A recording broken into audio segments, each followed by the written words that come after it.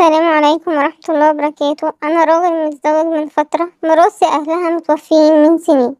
شدينا أنا وزوجتي في الكلام وكنت متعصب جدا. قلتلها كلمة ضايقتها، ومن ساعتها وأنا ضميري بأنبني جدا إني إزاي أقولها كده. قلتلها أنا مكنتش عايزة أتجوز واحدة ملهاش راجل، عشان مش يبقى ليها كبير يترد عليه. من يومها وهي ساكتة وبعد عني جدا وعن كل الناس، مش أنا بس، ودموعها مش بتنشف من عليها وكأنها أول مرة تزعل بالشكل ده.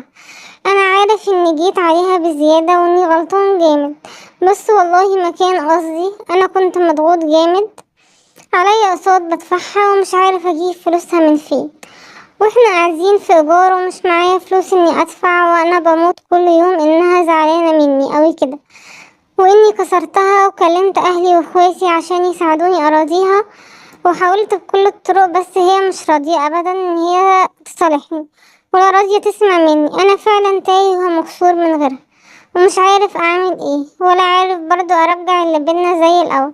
أنا بحبها جدا ومش عايزة أخسرها. انصحوا يعمل إيه في التعليقات، وما تنسوش تعملوا لايك واشتراك. والسلام عليكم ورحمة الله وبركاته. دمتم سالمين.